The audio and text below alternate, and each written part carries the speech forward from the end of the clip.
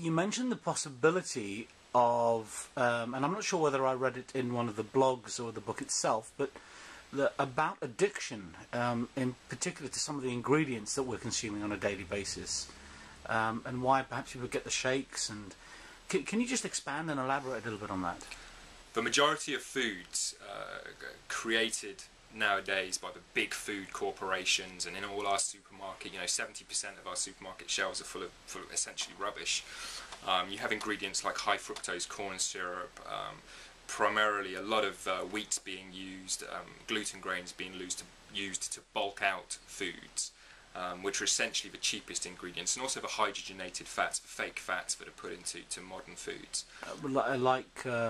Are you talking about oils, vegetable oils? Vegetable oils, with the exception of things like olive oil, but sunflower oils, safflower oils, all the other vegetable oils, which are extremely cheap to produce and very high in omega-6 fat, which is we're getting far too much of in the West nowadays, and causing a great deal of problems to the majority of us.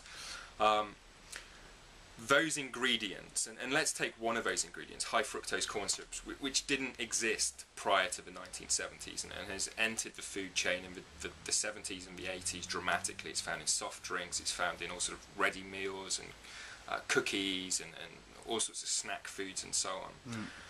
It's really a sugar being entered into the system by the back door, so to speak. People aren't really aware of what it is, and it's in all of our convenience foods, or the vast majority of our convenience foods nowadays.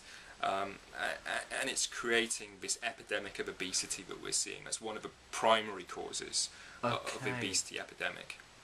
So that perhaps shows us that it was rare to see somebody who was particularly large or bordering obese pre-1970. Because there seems to be a huge influx since 1970. Especially in children. I mean, this is something that just wasn't seen before. And it's terrible to see what's happening to our youth nowadays, to our children nowadays, because of the types of food that are continually available. And I think a lot of people have lost touch with what healthy, what good, what natural nutrition is. And then your parents nowadays aren't even aware of what's good for our children. To the extent that they... So when you hear stories of children who want spaghetti and they want it covered in ketchup, the red ketchup, instead of a real tomato sauce, they swear by this red ketchup and pour it all over and tell you it's tomato. Is that part of what's going on here? It's just there's a high concentration of sugars in the pasta, sugars in the sauce that they're pouring over it. Yes, I think that's a really good apt way of explaining it. The vast majority of food that we're eating nowadays, so much of the food we're eating nowadays as a society in the West, is sugar. Essentially, it comes down to the fact that it's a sugar. We're getting a gross excess of sugar into our system, which the body can't handle. The only place the body can store that excess is body fat. And that's what's happening to people nowadays.